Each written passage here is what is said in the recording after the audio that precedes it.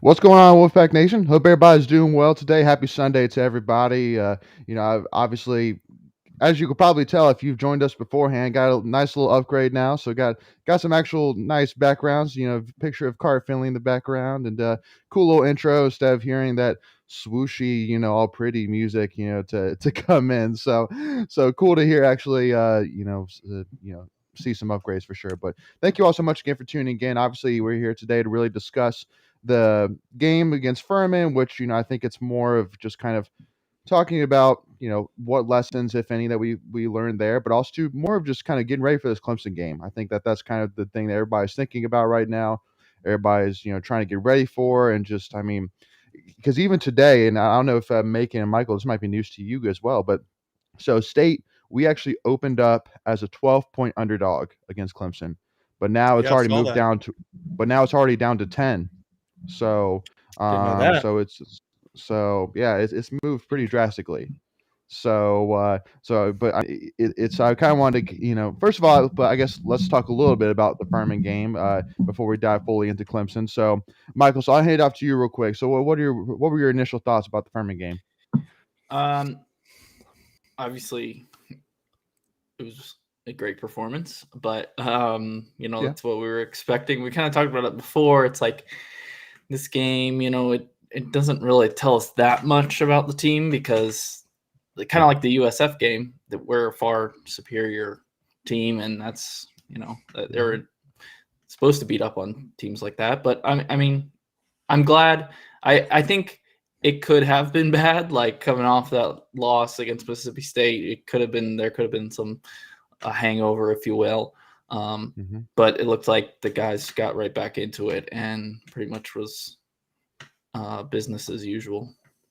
Makes sense. Macon, what are your thoughts? It's pretty much the same thing. It was a game where I thought we clearly were the better team. I said going into this game, I did not think we really were going to learn much because, this is Furman we're talking about. So the good thing is, the takeaway, we whooped them like we should have. Yeah. And we took care of business and we dominated them. Probably could have scored more points if we left the first string in. And the only touchdown they scored on us was on the second string defense. I think my main thing I took away from this game was that, Leary looked pretty good again. He didn't. I mean, he had his passer rating was 188 plus. That's one of the higher numbers I've heard of. And 3 touchdowns, 259 passing yards. He was 23 for 29. I thought that was really good. We had 500 yards of offense, just barely over. Only 3 penalties. Very similar performance to how we had against South Florida. Yeah. I thought it was nice to see us distribute the ball. I think early on I heard the commentator make a point. He said, Devin Leary, I think at that point he had 9 completions for 99 yards, but he had been distributing the ball to 7 different receivers on those 9 receptions. So he could really get the ball out well, I thought. Yeah. Yeah, no, I think overall I was I wasn't thrilled in terms of I didn't necessarily leave that game going, oh my gosh, like Leary was incredible, but I thought he was solid. He made some great throws, specifically 2 that come to mind were actually both to Thayer Thomas. One was kind of a thread the needle between 2 Furman defenders that actually Thayer dropped, but I mean it hit him right in the chest and just Thayer couldn't hold on to it. And then the touchdown in the far right corner on the Murphy Center side for a touchdown to Thayer Thomas. I thought that was a dime for sure. So, I mean, I think the biggest thing for me is really for the receivers to, because I was actually kind of speaking about this with some family of mine, and one thing that I was saying was that Leary, even though he didn't have, I wouldn't say a terrible game by any means against Mississippi State, but he wasn't having his best, and unfortunately the receivers weren't really. Again, it just wasn't really clicking between the receivers and Leary against Mississippi State, and to see Anthony Smith get his first touchdown. I think that was his first Yeah. touchdown.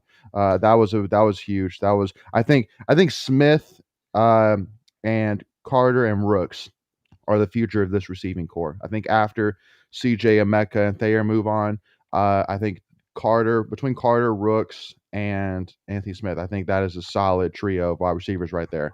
So, Yeah, I and then agree. obviously, yeah, and then the other big thing which I thought too was that, I mean, defensive wise, solid, and also too, as a side note, thank the Lord that Drake Thomas stuck around. Yeah. Oh my gosh. Yes. I saw the flag come out. I said, "There's no way. They're not about to do this. They are not about to do this. They're not about to do Yeah. this." And I thank mean, goodness they took that away. Yeah, that was. I'm glad Yeah. they got that one right. I know you were at the game. I know Layton was at the game. Michael, were you at the game? Yeah, I was You there. were. So I was the one watching on TV. I don't know if they showed the highlight. I'm sure they did, but it was nothing. It was nothing. I was not at the game. Yeah. But it was Yeah. barely anything. So Yeah. And then the only other thing too, which I thought was impressive, was again Bam. I think that for him to obviously, I think, come out obviously and have that fumble to start off the game. Yeah, I think that was I tough. think us Stay fans. What's up, Justin? I think us Stay fans immediately saw that and went, "Oh Lord!" What's going on with Bam? Is he just like losing his touch? Like, what's going on with him? And then for him from then on out to have 11 rushes for 104 yards, so almost 10 yards a rush was super impressive. Yeah, Was it was breaking a crazy. ton of tackles every single time he ran the ball. So was a great bounce back from his rough start for sure. So hopefully, hopefully that's kind of a confidence builder heading into Clemson. So because yeah. we definitely need him. Coaches better have him run through some drills where they're just smacking his arms and hands, Well- making him hold on to that ball. Well, and because one thing too, which I actually want to kind of bring up too, is, and maybe this kind of like a lesson for those who are listening in, and maybe for even you, Macon and Michael as well, is I know that Coach Kitchings, he had these. I don't know if they still have them now, but they, at the time when I was equipment manager, they had these things called water balls that basically were footballs, but you basically filled it with air, and then you would take a water hose and put the air, like what you would put into the football to fill it with air. Yeah, You would attach it to a water hose and put it in with water, and so basically it's like a really heavy heavier. football. So I guarantee you this week Smart. they're going to be having those running, because they like basically they would have it like if you were doing a team drill where, like, let's say somebody was in and they were running a play or whatever, the guys who aren't on the field, they'd be holding a water ball at any time. Like they were like holding it for the entire practice. And so I guarantee you for this game, it is going to be ball control, because I truly do think if we don't turn the ball over, we're in a great position to win this game. That's my opinion. If we don't shoot ourselves in the foot, if we hold on to the football, and don't turn the ball over, I think we're in a great position to win this game, in my opinion. So that's my original thought. Yeah. At Clemson, their defense is legit. Like they haven't allowed a touchdown on defense yet. Yeah. The only touchdown scored was a pick 6 against Georgia. Yep. That's a good stat there, Justin, that they haven't scored a touchdown yet the whole season, or allowed a touchdown. Yeah. And you said it's Michael. It is Justin. Oh, did Justin say that? No, I'm sorry. I'm thinking. I thought I saw Justin here on the side. Oh, Sorry. I was like, did he? My bad. No. Yeah, Justin, you're already in the conversation. So yeah. But Michael, that was I thought that was an interesting step there. Yeah. And then the only other thing as well is, again, I thought that it was great to see Thayer, start to kind of get some confidence back as well, get a lot of balls thrown his way. The only thing which kind of worries me with the play calling is I know we do a lot of wide receiver screens, and I just hope, especially since the defense is so physical, and Clemson defense is so physical, and they are so talented, that I just worry about one of those blowing up in our face and leading to a pick 6, or a wide receiver getting blown up or something like that. Fumble right there. Yeah. But hey, knowing Beck, I wouldn't be surprised if that was kind of a let's put this on film. Let's put like a ton of wide receiver screens on film. Yeah. And then like the first play, we're gonna do like a fake wide receiver screen, and then the guy who's blocking will just go for a go route, and then boom, hit him over the top, I would something like love that. So we'll see. Benjamin says Bam needs to be benched for Clemson. Let me explain. There is no sense where you start your star back should fumble in back-to-back weeks, trying to show off time for Jordan and Ricky to get load of the carries. I mean, I and make Bam learn his lesson not to fumble, and we need to start Ben Finley next week. Those are two bold takes, my friend, for sure. that. I mean, so first of all, when it comes to Bam, I mean, that guy's a stud. I mean, he is a stud running back. Even from the first time he stepped on the field at NC State. So I would definitely say that, because also too, again, I think that between Ricky, Jordan Houston, and Bam Knight, you have a great tandem of running backs that all offer different skills. Bam is more of your all around, all-purpose back. Jordan Houston is more of your speedster. That's a great passing down. He can do a lot of stuff as a wide receiver as well. And then Ricky is more of your your power edge guy. But again, they're all very different. So I mean, especially against a team like Clemson, if we can have guys that stay healthy, stay fresh, if we can constantly be rolling through them. Because again, one thing with Clemson, we'll talk about them a little bit here, is I mean, Will Shipley seems to be their guy, and he was pretty much handling most of the offensive output for Clemson. That's what it seems like so far. So, y'all got anything to expand on when it comes to Bam? For me, I don't. Him and Ricky have both been very efficient. But Yeah. I personally think Zonovan Knight's a pro, and I don't know. I think Ricky's a fringe pro. But I don't. I mean, I get what you're saying. I don't get why he's fumbling the ball so bad. Yeah, I just don't get it. That's on him. It's on nobody else. And Yep. but personally, what I think moving into Clemson, I think you're going to see a greater balance of those guys, and I think they're going to throw more Jordan Houston in the game, because you haven't seen a lot of Jordan Houston yet, and very limited plays. I think you're going to see a more balanced approach, because I think they're going to need that strong scat back kind of thing that Jordan Houston is to balance up what Ricky and Zonovan Knight are going to provide. They're relatively similar, although definitely Zonovan Knight's your more athletic running back, but I think you're going to be more Houston involved. So I don't think you get away from Ricky at this point. I personally disagree with that take. Maybe there's some other fans that agree, but Benjamin, that's just what I think. Yeah, but and again, one thing which I will say, Benjamin, as well, is I guarantee you that with a guy like Bam Knight, who, I mean, from everything I've seen, is as much of a competitor as any player on that field. I see him taking that as kind of a chip on his shoulder. I think you kind of saw that with his performance throughout the rest of the game. But also, too, I mean, again, throughout practice, I guarantee you ball security is going to be huge things. And I guarantee you as well that the coach is going to make it right and make it very clear to Bam, hold on, you got to hold on to the football. So he's going to be holding that water ball all practice, every practice, even walkthroughs. Guarantee you, in walkthroughs, they're going to be sitting there in shorts and a helmet, and he's going to be holding a water ball. Guarantee it. Yeah. Just go and put that in stone. So yeah, can't have any. Let me ask you guys this question. Mistakes against Clemson. Yeah, go ahead. Yeah, Make it. I was going to ask a general question. Kind of recapping this game. Who is your MVP on both sides of the ball for State? Ooh. Michael, you want to take that first? Or you want me to go first? I would say Bam, even though we've been talking about him fumbling, just because he did come back and put up 100 yards again and almost 10 yards of carry. I mean, there were some he was just breaking 3 tackles every play, and it was for me, and then for me on the offensive side, and then Mike, I'll let you do your defensive side. For me on the offensive side, honestly, I would say Anthony Smith, just because I mean I think that was kind of like a breakout moment for him, for this game. Even though obviously he wasn't against a big team or anything like that, but the catch that he had where he basically, Leary underthrew it a little bit, so he basically went up and made the play and made that catch. I was very impressed for sure with that play. And so I think that was kind of like oh, okay, Anthony Smith's on the scene. All right, I like it. So anyway, Mike, I'll let you do your defense guy. I guess off the top of my head,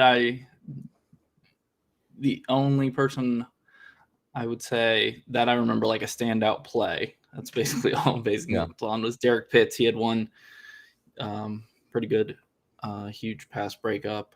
I mean, I think he had. Let me see. I mean, yeah, he still had 4 tackles, but yeah, I remember one play. It was like the one drive that Furman had a little bit of offense going against our first team, and he had a big deflection there. So yeah, I think he played pretty well.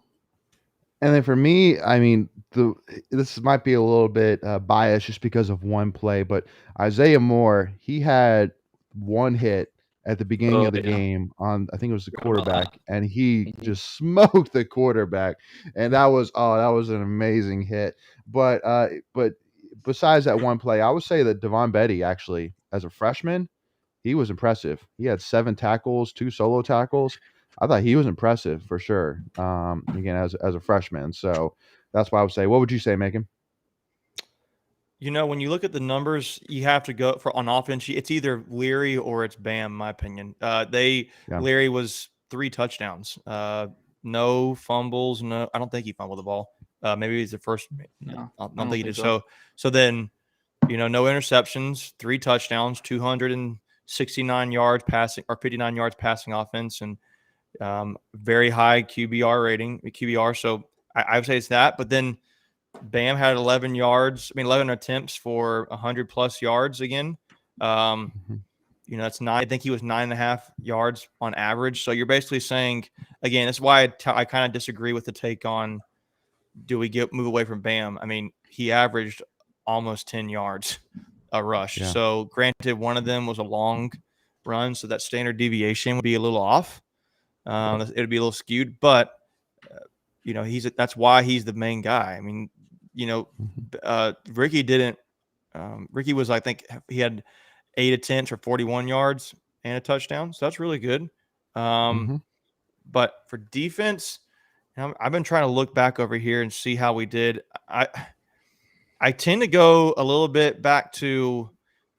My first thought was Derrick Pitts. I still kind of want to little bit go Drake Thomas again. I thought he was solid. I mean, he had to hit on the QB, but I just remember a lot of plays he was right there making those plays, and really, really good to see him do that. I'm trying to go look back into the deeper stats here, but that's what I would say. Yeah, and I know for me too that, kind of thinking back when I said Anthony Smith, I would kind of call that more as the guy that really impressed me the most on offense, really than MVP. But, I was trying to say a different name because, I mean, Bam and Leary are the 2 obvious choices, but, I was trying to highlight somebody a little different. So, yeah, I'm going to add in what you're saying. I think, Leighton, you said Devon Betty or Devin Betty. I think you said Devon or Devin. We'll find out, but anyway. Yeah. I'm going to call him Devin Betty then. Him and Drake were the 2 leading tacklers on the team this game. Both had 7 total tackles, and both had 2 solo and 5 assisted tackles. The next guys in line were Derrick Pitts, Levi Jones, and Josh Harris, actually. So Derrick Pitts, Drake Thomas, Devin Betty, they, those are, good picks by the 3 of us, I would say, without having really looked at the stats. And then the 2 other MVPs as well that I would say is that are kind of miscellaneous MVPs is one, the official box upstairs that reviewed the Drake Thomas play. That's an MVP for sure. And then also to the strength staff / training staff keeping everybody healthy, because for the most part, as far as I've heard, I haven't really heard any injuries for the most part that I've heard yet, but we won't know for sure until we hear Warren speak tomorrow. Well, I will say Drake had that little thing where he was going into halftime. He was on the field, hunched over. It looked like he might have been puking, maybe, or he was just hurt. But he just got up and walked it off. And I'll say this: you mentioned Anthony Smith, and the couple things I want to make note of. I think we just take it for granted. Thayer Thomas led the team in receiving yards and targets. He had 5. He had 82 yards on 6 targets and 1 touchdown. He was the leading receiver. Mhm. Anthony Smith, Rooks, and Emezi were next. But I think we take Thayer Thomas. We just know like he's somewhat automatic. You can count on him. Yeah. But I will say the guy that I was most intrigued by this game was Porter Rooks because he hadn't seen much in Yes. the first 2 games, and Mm-mm. he just flashed. Like I was hoping, I know I tweeted this out, but I'm really hoping this could be a game where you see him start to get utilized more and more. Like we this is like the launching pad for Rooks moving forward into the season because he had some plays there that he just was, making guys, I don't say more athletic plays, more dynamic athleticism was shown by Rooks compared to some other guys at times. Mhm. We know Anthony Smith is the vertical guy. We know Thayer is, got great hands. Mezi's also got great hands, but I thought Rooks can really be a weapon for State if they were to utilize him a bit more. Yeah. Yeah, absolutely. And yeah, I mean, and we've said that all along that Porter's a guy that should be involved more. But again, I mean, just looking at this receiving core, I mean, you see Thayer Thomas, see Anthony Smith at the top, Porter Rooks, Emeka Mezzi. But then you also see guys like CJ Riley, who, had 2 catches for 10 yards, nothing really special that day. Devin Carter even had 2 catches for 10 yards as well. Dylan Parham, he had a great, he had a He great had a catch touchdown. for a touchdown. And So, I'll say this. I think that was Leary's best throw of the night, personally. That was a That good throw, he just threw a rope to Parham. Corner And end zone. I thought, oh, man, that's like really tight. And he got it in there in the back of the end zone. I think they were both coming to the right side of the end zone, and he just threw it in yep, sync with him. And yep. that's a tough throw. And that's a really tough throw. And he made it. And that was Yeah. the most impressive one to me of the night. And then the one other thing too, which I want to point out, which I like to see as well, was the Leary. And so it was funny. So my family member that I was with was saying that this wasn't a designed QB run, but the touchdown that Leary had where he ran for a touchdown, that seemed like a designed quarterback run. Would you guys agree on that? I think so. I mean, I would how say often so. do we go? I How often do we go mean, 5 he receivers, no running backs? he caught it and then immediately pretty much tucked it and went. And Gazanov, if not mistaken, blocked for him. So to me, it was definitely a quarterback run. But to see that again, that he obviously he's confident in running the ball again, just because especially with the injury like that he had last season, it could kind of take away, maybe his Yeah. confidence of it, in his, and also too, even as well, just like the willingness of the coaching staff to use him as a runner. But again, I mean, he's an athlete. I mean, Yeah. he's not going to has no breakaway speed or anything like that, but it is an option. And especially with Clemson, you can't leave anything on the table. I mean, this is an opportunity for Doran to erase all doubt. I mean, just absolutely just like plant his spear into the middle of the field is like, just like I'm here, I like I'm know. the man, like, this is a huge opportunity for him. So for me, you can't leave anything on the table, whether it's whether it's Devin Leary running the ball, whether it's CJ Riley, Carter, going downfield, like, whatever it is, we got to win this game. I think And it's a huge game. to me, this is going to be Tim Beck's. It could be Tim Beck's biggest game. I mean, he had a Yeah. game last year, but Yeah. I mean, I believe in the defense because I haven't seen a lot of that really wows me on the Clemson offense so far. Although Will No, Shipley has flashed a lot, Sure. but if we can just drive this ball well, and again, we struggled against Mississippi State. Clemson is going to be the best defense we've played, and at this point, our offense has only looked great against South Florida and Furman. So I really think this game is going to be. Beck's going to have to really make a good game plan, and more importantly, I would even say, if it's not working, change it up, because I don't want it to be like we've got a game plan and it's like, oh well, shoot, I got to stick to the game plan and just shift gears if you have to and do something different. If I don't know, if Chris Toole is open often, the tight end's open, throw it to the tight end. Let those guys prove they can do it. You don't, if they're giving it to you, believe in your players. I know that he knows that, but I'm just Yeah. Sometimes I watch that Mississippi State. When I watched that Mississippi State game, I thought, why are we not changing this up? Like, I know, are we going to run to the right more? Like, I don't running to the right much again last night. Maybe we did, and I just missed it. I mean, I remember some plays. I saw Jordan Houston run to the right a little bit, but yeah, I just hope we're not like locked in on one game plan, and then if for some reason it doesn't work, that we're sticking to the game plan. So right. change it up. Right.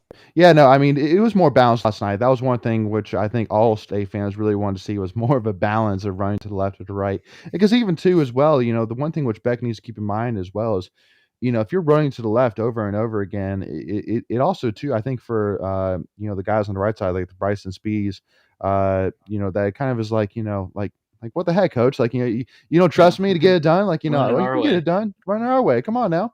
And so yeah, I mean, I think I do agree. Like we paid Tim Beck. I mean, he's getting paid a lot of money. He's getting paid a lot. I mean, to be offense coordinator, and we had high hopes for him coming to Tennessee State, and I think this is where hopefully we see some a bigger return on investment, and hopefully have a big game, because I mean I think that for the most part the defense will be able to control the Clemson offense, so they aren't scoring like 40, 45 points or whatever. I think that they'll keep it manageable, and then I think if the offense can make plays, then I feel confident. And because one stat as well that I actually thought was really interesting is, so in DJ Uyagale's first 3 games of the season, he has not thrown over Good. 100. He has not thrown over 180 passing yards in one single game. He's not throwing over 180 So yards. what's the rushing yards then? What's the rushing crazy. yards? Do we know? For DJ? No, like I'm talking like, so if he's not throwing the ball, that tells us they're going to run the ball. Yeah. So I looked it up earlier. They have in 3 games, they have 960 total yards of offense. DJ has thrown for like 425 yards. So like 550. And that's against Georgia, Georgia Tech, and South Carolina State. South Carolina State. And 500 of those yards came against South Carolina State. Yeah. Interesting. He's only thrown 1 touchdown and 2 interceptions. Well, that to me doesn't tell me he can't. I think that doesn't mean, when I think of that, it's not like, I think we're better than Georgia Tech for sure. I just don't, Georgia is really good at defense. To me, that tells me we need to contain them in the run game. And that tells me the linebackers are going to really need, but I mean, the defensive line needs to step up. But the linebackers, we need to have a heck of a game, I think. And Drake Thomas and those guys are going to have, I think. Yeah. Yeah. Well, because, one thing too, again, I think that South Carolina State game, that's where most of the rushing yards came from for Clemson this season. Yeah. But I mean, like, they haven't had a 100-yard rusher yet this season, which is odd. Again, that's what I'm saying for Clemson. Like, I get it that, they are Clemson. You can't underestimate Clemson. You cannot underestimate Dabo. You cannot underestimate Brett Bielema. You cannot underestimate those guys whatsoever. But I am just saying that it's obvious this year that Clemson is not their usual self. I mean, again, to not have a guy that's been dynamic in running the ball. I mean, Will Shipley's been great, but he's not been dynamic, like a Travis Etienne was, But then obviously on the quarterback side, this DJ, obviously there's something going on, and because I mean we saw what he did against Notre Dame last year. Yeah, I mean he's got yards potential in that game alone. Yeah, so it just is odd that again he has not thrown over 180 yards. I mean, even we blew out Furman and Leary through for 260 yards. I mean, I just it's odd, but so again.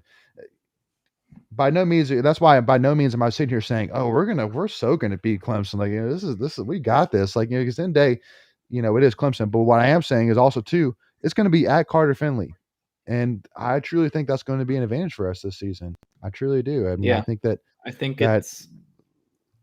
Go ahead. State fans see the potential. They look at this game and they go, I think we got a chance this year. I mean, to me, it's like that movie's like, so you're saying there's a chance, Dumb and Dumber, but you're saying there's a chance, yes. But to me, my thing is, I think State will cover a 10-point spread.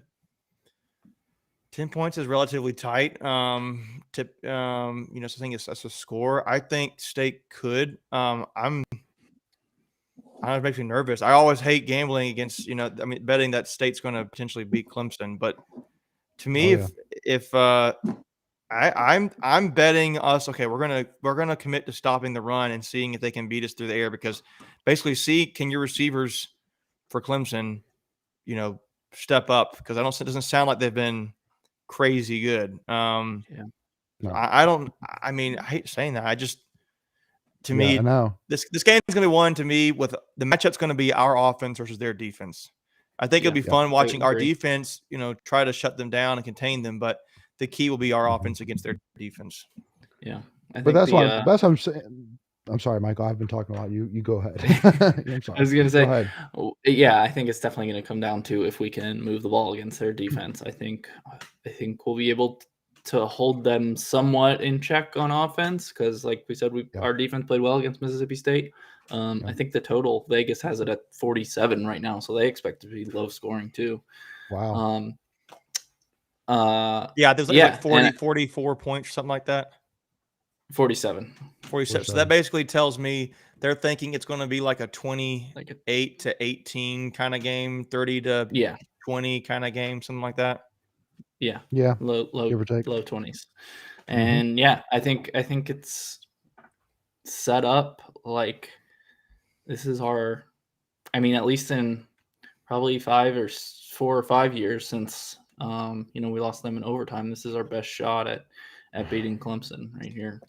So I'll put it out to you guys. In my opinion, and this is kind of, again, this is by no means hating on Doeren whatsoever, because I think everybody knows by now that I'm definitely a huge Doeren supporter for sure. But looking at this game, thinking through it, like, what else could you possibly want as a State fan? Like, what better setup could you have if you're NC State than with this game? You're at home.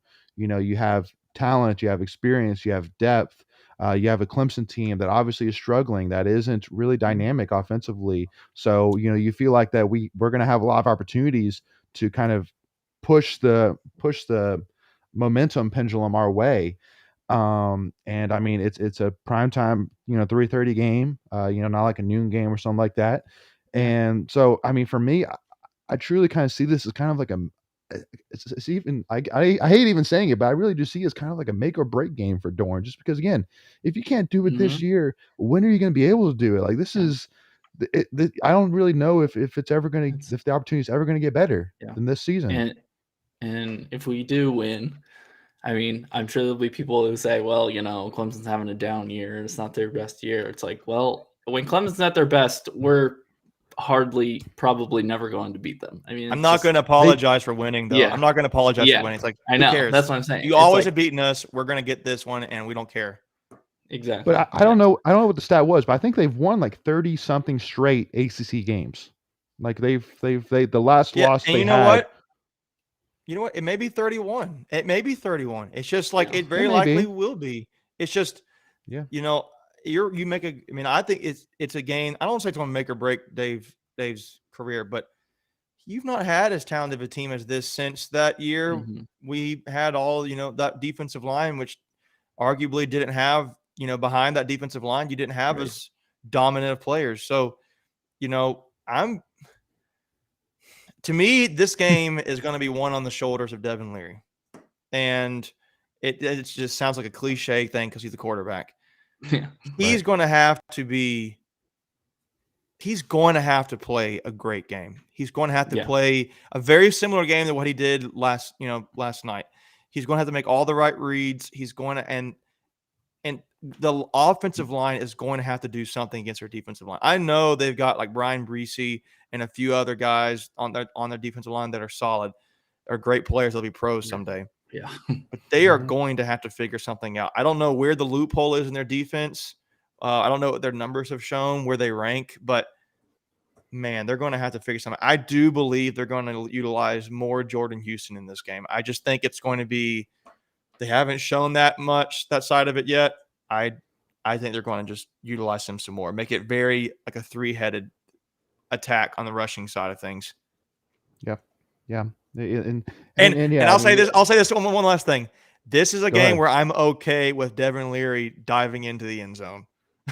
Yes, yes. That's what I'm saying. You cannot leave any stone unturned. You got to put all out on the table because, again, I mean, I especially unfortunately with the terrible news, and I mean, we hate that even happened with Phil Dracovic at Boston College and him Yep. being out for the Mhm. season.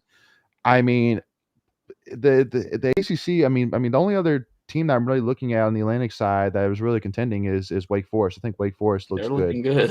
Yeah. Not great, but they're looking good. They look like a good team this year. But I mean, that's Dave Clawson. I mean, Dave Clawson's gonna have good teams.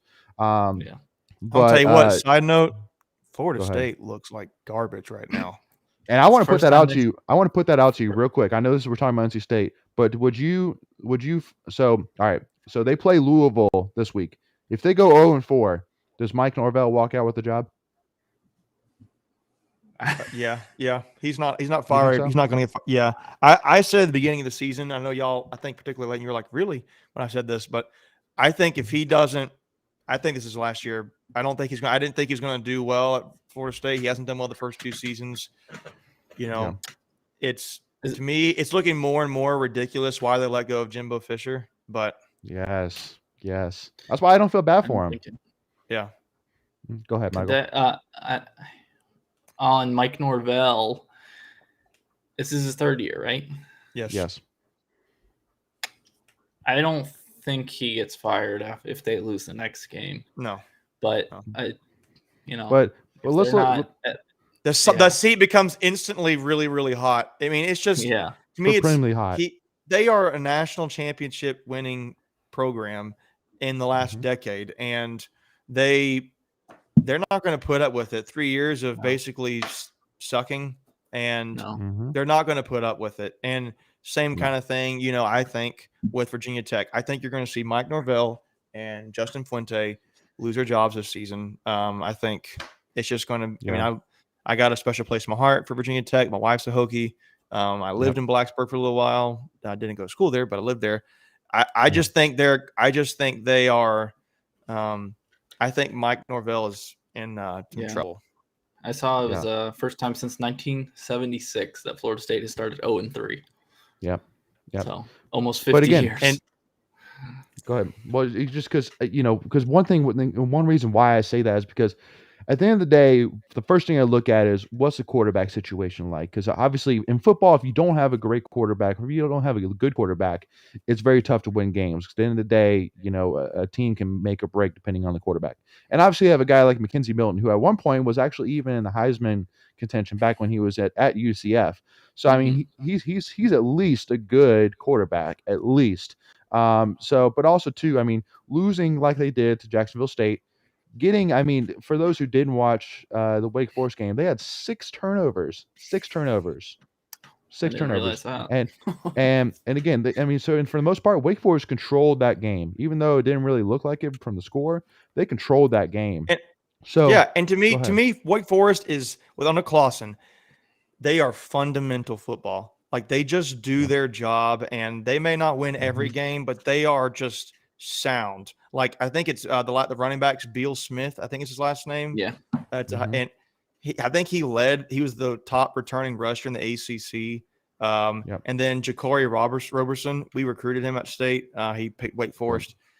That guy can play some football. I don't know what his stats were, but they've got 2 of the better players in the ACC and Wake Forest team, and they just play sound football. And to the life of me, I don't know how Dave Clawson's not gotten hired out of there. We are definitely on the Dave Clawson train for sure. Let me ask you this question: we're 3 games in. Who is the real deal in the ACC? Who do we know for certain is okay, we know Florida State is bad. Is that true? Do we know that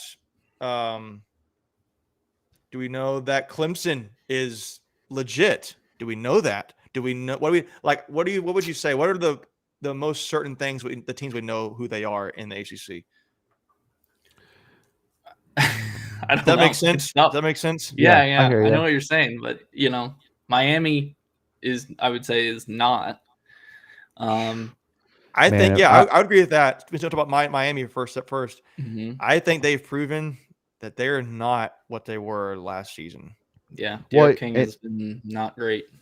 well, and that's why I'm saying, like, I can't imagine what Derrick King is doing right or thinking right now, or what is going on in the locker room right now. Because I mean, I'm sure knowing a guy like him, who last season had a great season last season, and for him to come back and start the season out the way they have, I mean, I'm sure he is raising heck right now for sure in the locker Yeah. room. Like, and because one stat too, Macon, before I answer your question though, I wanted to throw out there though for those who haven't heard the stat though when it comes to Florida State. So, do you know that Florida State actually spends the most money annually in football than any other school in the country? $67.8 million annually, which is number one in the country.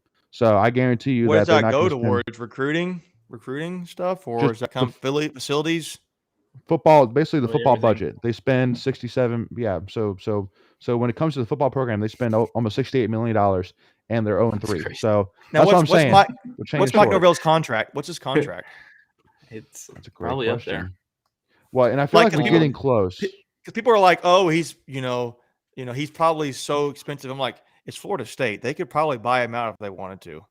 Yeah. Well, yeah. I mean, unless and it's like ridiculous, which I don't remember I just don't remember what it is. So it's 6 years. They signed him for 6 years, 26.5 million through 6 years. And he's 3 years in, so he's at 115 million left. I'm 26 no. through 3 years, Total. not 26 million per 26 year. total. So they owe about 26 $13 million per year. So they owe probably about $16 million left on his contract, give or take. So they could buy that out if they wanted to. Yeah. So, but we'll see. So, but answer your question though. So the one thing I think for sure is, I think unfortunately for Virginia, losing to UNC last night is kind of putting them out of the Coastal Division hopes, just because now UNC has to lose twice in order for Miami or for Virginia to jump them. So unfortunately, as much as I hate to say it, UNC I feel like is the team to beat. Now, the one thing which I will say when it comes to UNC, that I know heading into the season, or in terms of during the offseason, one of the big things that was talked about when it came to UNC was how dominant they should be in terms of pass defense, that their defensive backs were some of the best in the ACC. But Virginia threw for 365 yards in the first half. 365 yards in the crazy. first I half. know a guy who's a Carolina fan, big time Carolina fan. He was telling me, "Oh, our DBs are so like some of the best in the country," and I'm like, besides like Storm Duck, like, and the other guy, I can't remember, there's another guy on there who's a younger guy. He's probably a sophomore. I can't remember his name. Like, they're not. I mean, they're solid, sure, but like you just said, Leighton, like they are porous at times. Yeah. I mean, Storm Duck, I think he's just got the name. I don't think he even started against Virginia Tech. He may start now, but I think I saw the depth chart against Virginia Tech, and he wasn't even starting. Yeah.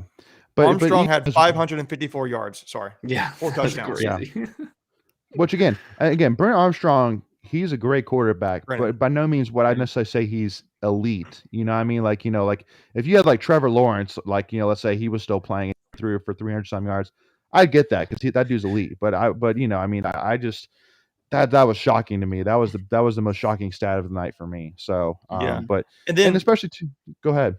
No, I'm just looking at other teams like Miami lost at home to Michigan State. Virginia Tech again.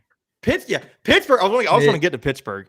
Pittsburgh. If you want to go there, I go there right now. How do you beat Tennessee on the road? And that kind of, and then you come home and you lose to Western Michigan.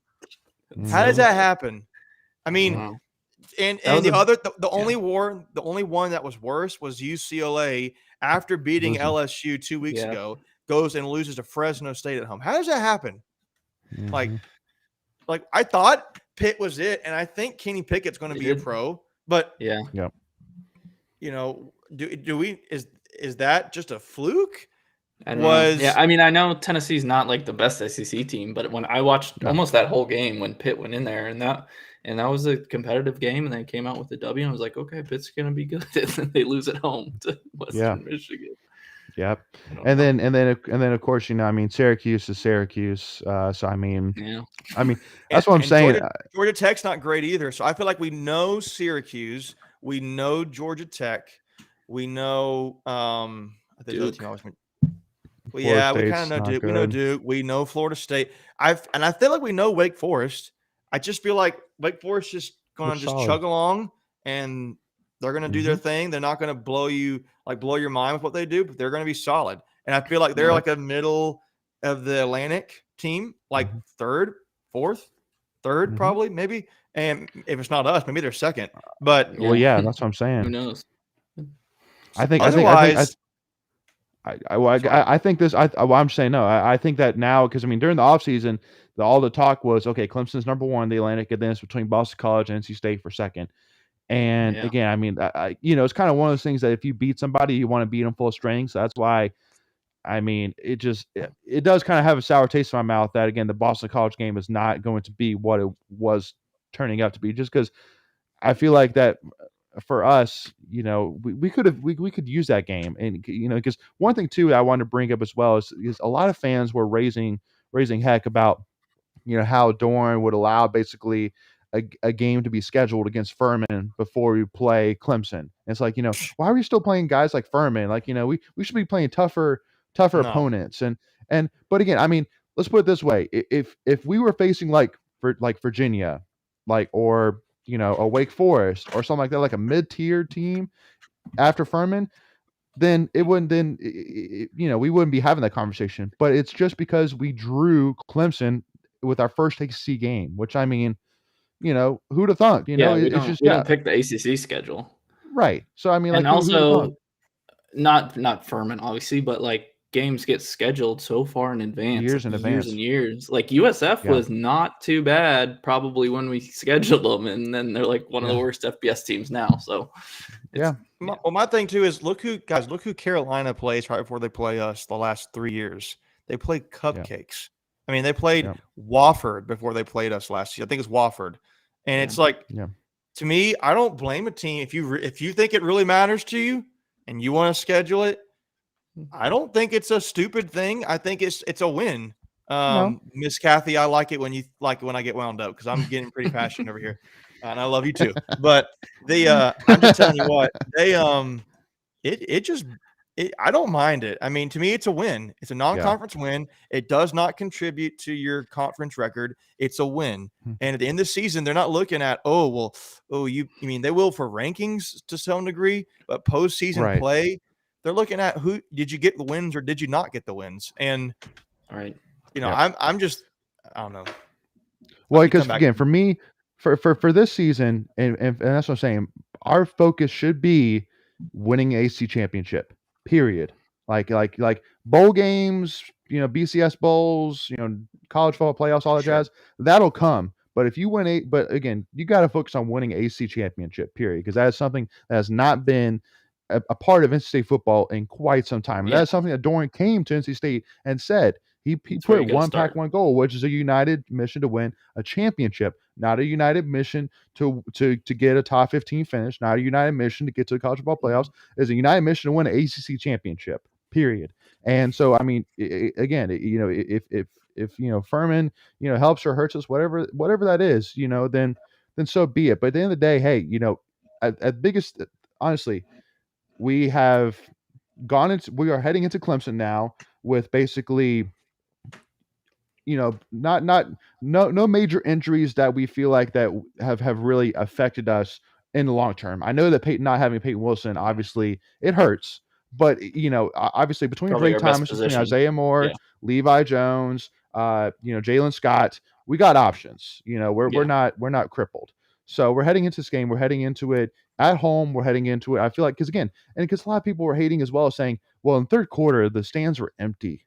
We were up 38-0 at halftime over Furman. I agree with that. I feel like to me this stuff now. To me, it's like okay. I'll put it this way: if we get to Clemson game and it's 28-17, 28-12 Clemson, say something like that, and coming out of halftime, fans who leave, I feel like is really sorry because it's like you guys realize that they need you to come back. Like if you don't believe in them, how are they going to believe in themselves? Yeah. And to me, I feel like there's going to be the fans out there. Oh, well, here comes another Clemson game, and guys, like Mhm. the comebacks that you see that are historic in college football. I'm not saying it's going to happen, but I'm saying they don't happen without fans. And I mean, obviously, you see game stories like Appalachia State at Michigan, which is crazy, or Jacksonville State at Florida State this season. But you need the fans there, so you got to stay. I mean, even if you're losing, you got to stay. I mean, if it's like 45-7, then that's different. But I get there. But if it's you got to stay. You can't be just like, unless we're winning, then I'll be invested. To me, it's like a casual, lukewarm NC State fan. If it's somewhat close, which I think it will be, especially against Clemson. I mean, I don't really have a problem with it coming back from that Furman halftime game and it being half empty. Well, and I understand that obviously going into the Furman game, a lot of NC State fans had a sour taste in their mouth because Doran obviously put a lot of focus on fans to make sure that they stick around, come in and stick around for games, but then he loses Mississippi State. I get that. But I'm just saying, at the end of the day, this is a huge opportunity. I guarantee you that this team, this coaching staff is going absolutely all in on this game, which is a cliche because that's Clemson's phrase, all in. But I guarantee you that they are going to be focusing all week, even from the moment probably the game was over, on, okay, we beat Furman. Now it's time for Clemson. And because this is a huge game. And so I plead as well to the fans to be all in with this team as well, just for this game. And because I guarantee, I truly do think that if we all, in terms of the team, the coach staff, but also the fans, go in all together into this game, doing everything that we can to win, whether it's screaming louder, staying longer, whatever it is, that we'll see hopefully the benefit of that when the clock hits zero. That's all I'm going to say. That's truly my thought. Yeah, I also think there's sort of a social media bubble too, where people like to complain and say, well, how does he expect us to show up to Furman? In the first quarter against Furman, the stadium was like 95% full. So it was a great crowd. Yeah, it's great. One part of me, like 1% of me, is worried about. We've been playing all of our games now at night when it's a little cooler. It's gonna be 3:30. It's gonna be in the heat of the day. We're gonna start off the game. Does that play into effect on anybody? So I think Clemson's played. Clemson's played in the middle of the day already. So, but I'm going to kind of shift gears. We're wrapping up. I want to ask one question, if you don't mind. I'm curious. Go ahead. What do you think? So let's say I'm going to give two routes. Let's say State wins at Clemson. What are your thoughts coming out of that game? And then if State loses, what are your thoughts coming out of that game? I mean, to even think about winning, going forward. I mean, let's start with losing because we think that's more realistic. So, what are your thoughts coming out of that game if we lose? Michael, go ahead. I'll let you go. Yeah, thanks. Again, it's kind of technically that's what's expected.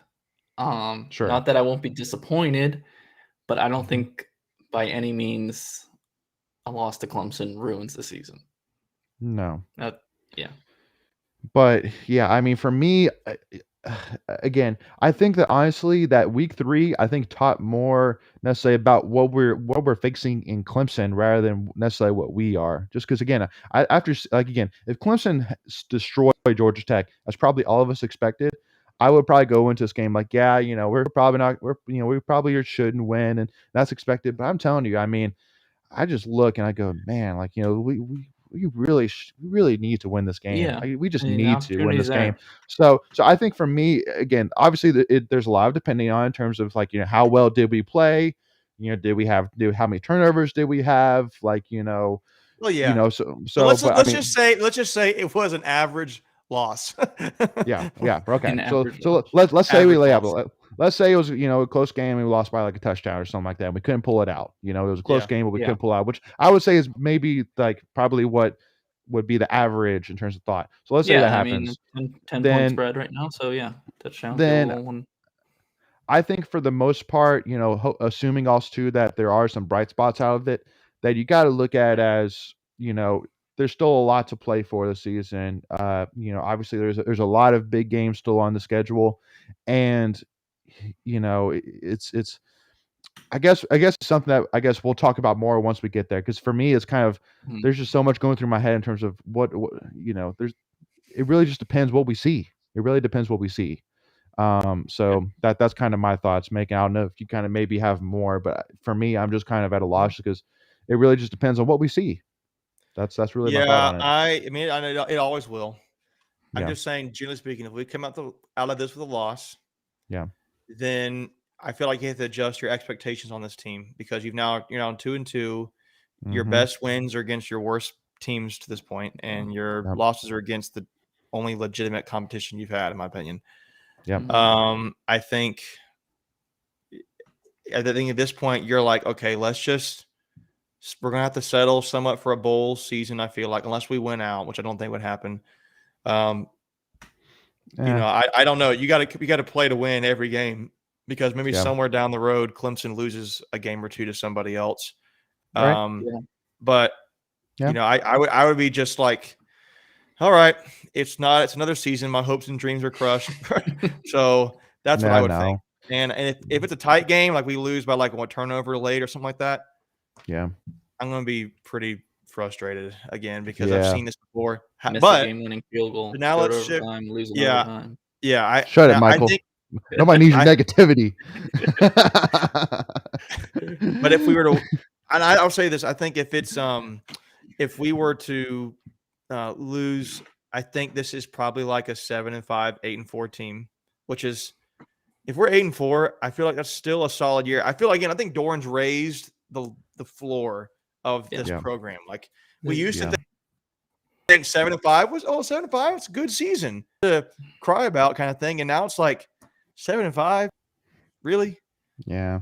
No, so I feel like, so especially the team, and we had that episode where we talked about expectations for the team. People can go back and look at it, but now let's say we win, whether it's a close game or hypothetically, let's say it's a blowout, which I don't think is going to happen. But then again, Clemson's come to town in 2011, I think it was, and we whooped them. And they were ranked like 8th or 11th, and we were not ranked. So it's happened before. Yep. What are your thoughts then? My immediate thought, and I'm telling you, my immediate thought is, first of all, that Saturday night, party like it's like 1983. I mean, just rush the like field. That. Are we rushing the field? Rush they the should, field, but we can't. I know top they 10 team. But top 10 team, first they beaten them in 10 years, maybe. Well, then maybe. Again, the problem is there's no doubt we should, but as well as I do, that unfortunately they have police all wrapped around, and they have. And don't forget about COVID. Because Notre Dame rushed the field on Clemson in the middle of COVID, and it was nobody even blinked an eye about that. But I mean, so party like it's like crazy, but honestly, for me, I turn right around, I go, we cannot blow this. Do not blow this. We just pulled this off. Do not blow this. If you can't then go lose to you can't go then lose to Louisiana Tech. No.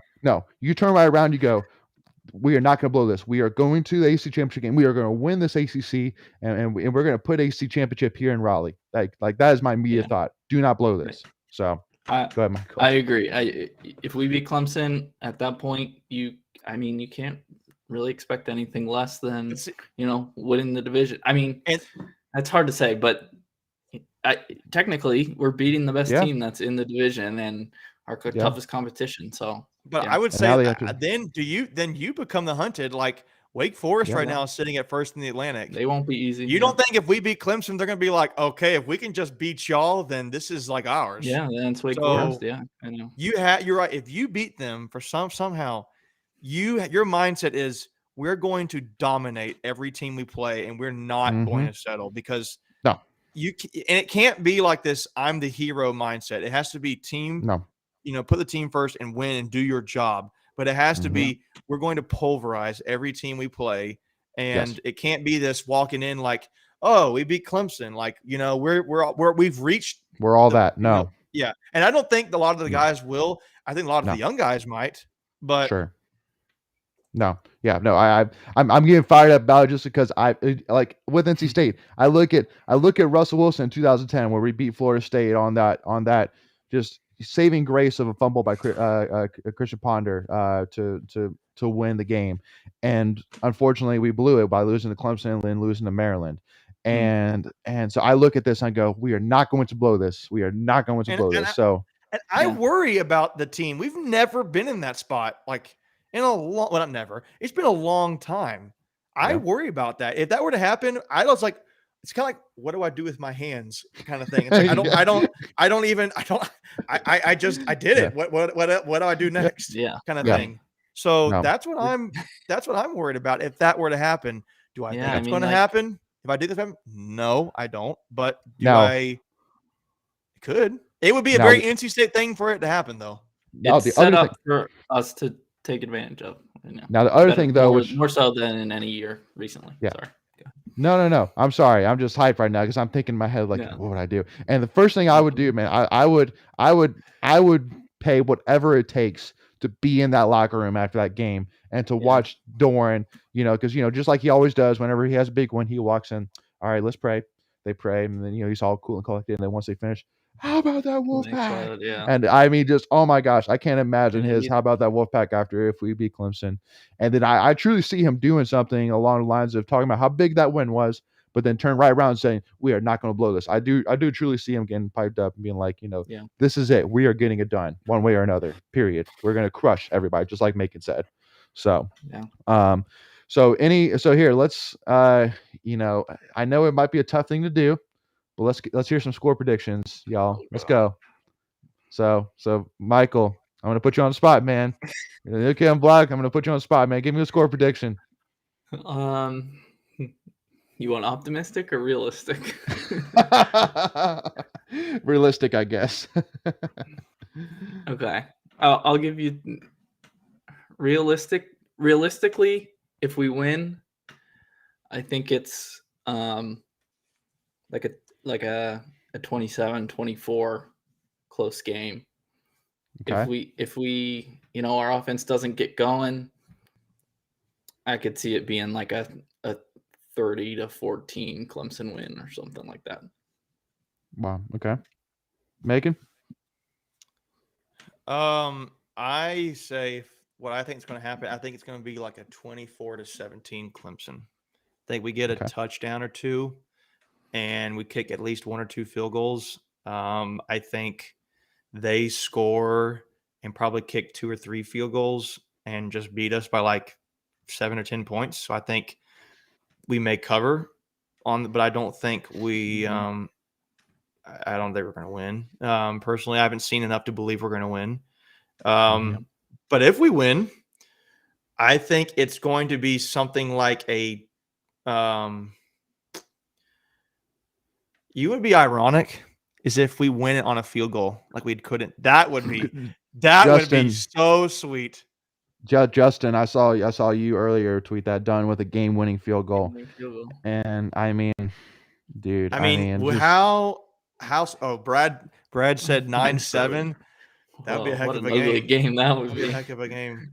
No touchdowns. And if that were the case, Chris Dunn would be the MVP. Yeah, no doubt. 3. But could be a touchdown. I would love it if Chris Dunn could win this game for us on a field goal where Bambard couldn't a few years ago. It would be so much irony there. But I think the score is probably if we were to win, I say it's something like a 23-24-20 kind of game. Wow. Close. I think it's something like that. I think it's a pretty close game. I think it's like we score within 4 minutes, 5 minutes left in the game, and then our hearts are racing to see if we can stop them, kind of thing, from scoring again. The first thing I'm going to say is if it does come down to us kicking a field goal at the end, I can't even what does Doran put the do? words. What would Doran do? He's like, this is deja vu. If I go and walk Chris Dunn out there to kick a field goal right now, he will kick it because it's the right thing to do. But it's like Dunn, I have full confidence in. And you know what? But what a position for Chris, though. What a position for him. Holy smokes. But you know what, though? If you watch the videos on him, he'd be like, give me that opportunity. Just give it to me. Yeah. I know. Yeah.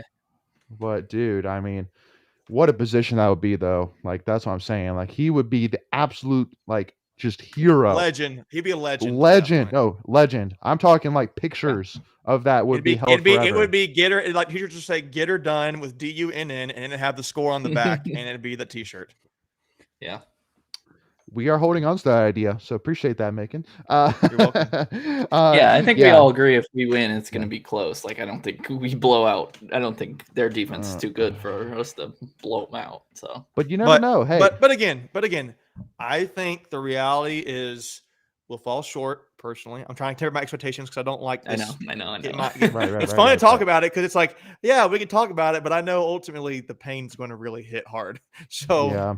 I think we're going to fall short. Like I was my preseason prediction, and I haven't seen anything to think it's going to be different. Yeah.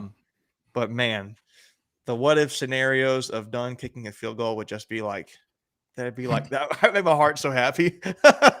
You know, one thing I think that should happen, and because I'm thinking in my head going, what? Because I mean, I know this might be like really small, but in a game of this magnitude, I think it does play a factor, especially since you are playing at home.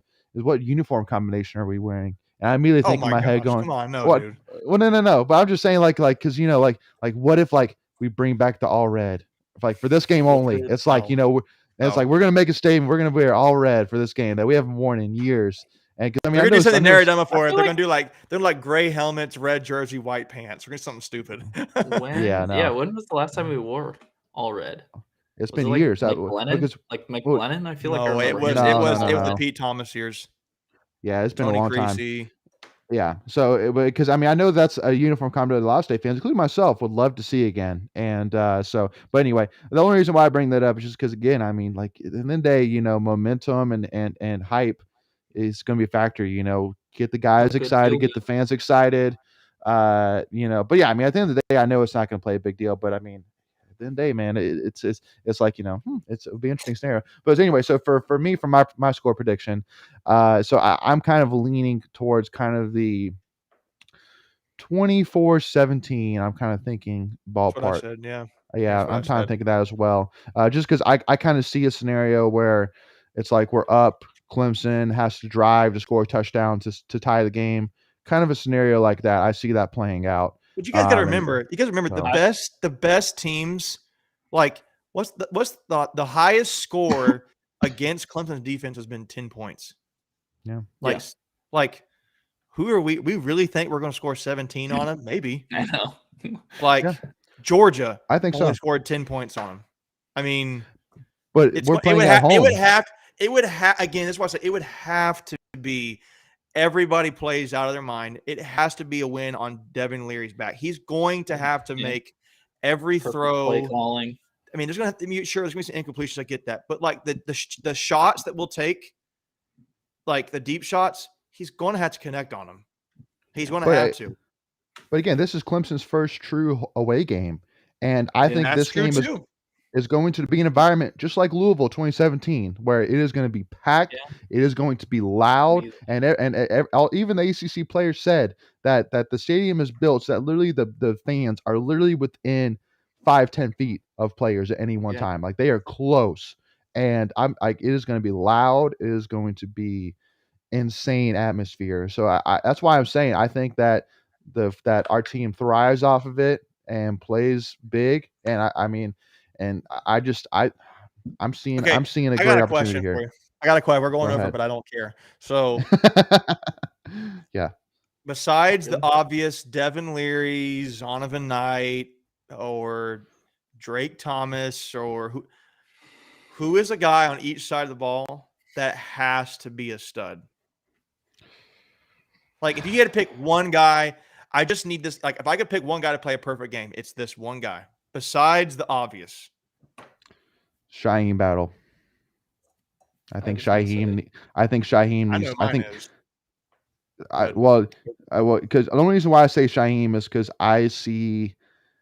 Well, because again, Justin Ross is their guy out wide, and I think that if you force everybody else to beat you, we're in a great position. I think if you let Justin Ross have a big game, it's going to be a long day. So that's for me because again, I think at the end of the day, really does come down to for me, keep the offense at bay, keep it within shooting distance, and let the offense make up for it. That's my Justin thought just for this game. stole both mine picks. So that's my immediate thought. But I also think Mine of are like none of these Tanner guys. Ingle. Yeah. I was So gonna say either corner or Battle or Ingle at safety. I mean, I think it's gonna be your DBs. Nope. And then on offense, but I'd say Thayer Thomas because knowing Tim Beck, he's gonna get some screens, gonna have to make a move and get loose, and also on punt returns. If he could return a punt for a touchdown, that would be huge. ooh, holy smokes, dude. Yeah. Don't even. Yeah. Mari Macon, go ahead. Let it out. All right, defense. To me, it's the easy one. It's CJ Clark. Like if they've been running the ball the whole time against, I and agree. they want to run the ball. Yeah. I don't believe in their receivers. I mean, Justin Ross is good, but he's still we have gotten no pressure hardly on any of the lines except this last game. That's I mean, true. it was against Furman and it was against South Florida and a bad Mississippi State team. I'm getting goosebumps thinking about it. CJ Clark's got to play like a man, in my opinion, or Durden, or I don't want to count on Davin Van because he's not a starter. I don't want to count on Savion, Daniel Joseph. Yeah, Those it's guys. got to be CJ Clark. It's got to be the guy in the middle of the defensive line. It's got to be Yep. CJ. If I had to pick one guy plays an I agree. outstanding game that's not Drake Thomas, it's that because I think if we can get pressure on DJ and we can take out whoever, if it's Lynn J. Dixon, if that's the guy's name, or Will Shipley, Yeah. we can just shut them down. We have controlled the line of scrimmage, and you're basically saying you're not running up the gut on us. Yeah. You can run outside. No. But I trust Derrick Pitts and I trust Tanner Ingle already as it is to play a great game. I trust Cheyenne Battle, and I just trust those guys. I trust Drake Thomas. But if I had to pick, it's CJ Clark on defense. Now, offense, I'm kind of torn because I want to say it's got to be I'm thinking like Spees, Bryson Spees, right tackle. I'm also tempted to say Devin Carter because I'm thinking like the way I'm thinking about. I know Thayer Thomas is going to get his. He's just good. I mean, unless their whole mantra for Clemson is take away Thayer Thomas, like take him out of the game. I think that's what they're going to do because I think he knows that's Devin Leary's security blanket. Yeah. Either Emezi or Carter's going to have to step up. And if I had to pick one, I believe more in Emezi because I've seen more than I have Devin Carter. So but it's either got to be Spees or Carter. But to me, it's the defense. Defense, it's 100% CJ Clark, in my opinion, because if they're going to run the ball like what's his face had Will Shipley had 2 rushing touchdowns last week against Georgia Tech. Mm-hmm. I mean, who's going to stop that? I mean, who's going to stop and run the gut? I mean, we have proven to no one that we have an elite defensive line, and I already believe in the linebackers. I believe in our defensive backs. I don't really have much belief. So if I had to pick one, I'd pick CJ Clark. Well, because one thing too, which I want to point out too, is actually in the Georgia Tech game. So after Clemson held Georgia Tech's offense to not score when it was 4th and goal or whatever, Clemson basically tried to run the ball, and Will Shipley fumbled the ball in the end zone, and recovered it for a safety. And so the reason why I'm pointing that out is, and keep in mind again, he is a freshman still. He is a super talented player, but he is a freshman. And I think between that and this being his first true away game experience, I guarantee he's never been in an environment like we're about to provide him on Saturday. That Will Shipley, Will Shipley. I think that if you get in his head, I think if you put DJ on his butt early, that I completely agree with you, Macon, that's going to make it a tough day for Clemson. I agree with you on that. To me, it's not necessarily putting pressure. I know you guys are seeing him as a passing game. To me, it is the running game.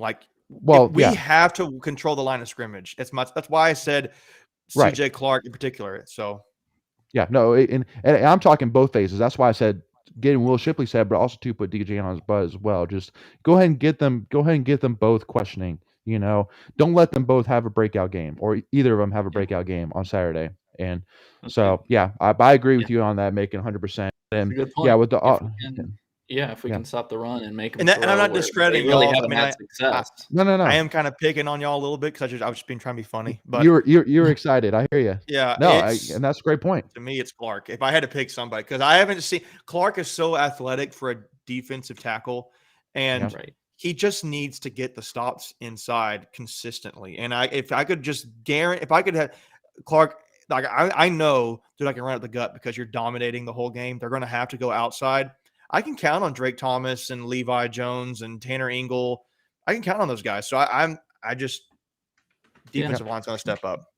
Well, because also too, at the end of the day, we have to keep the crowd, keep the momentum in our favor. And besides the obvious answer of like, if I were to ask you like, what's the biggest play that can shift momentum drastically into your favor, besides the obvious answers of turnovers or touchdowns, it's sacks.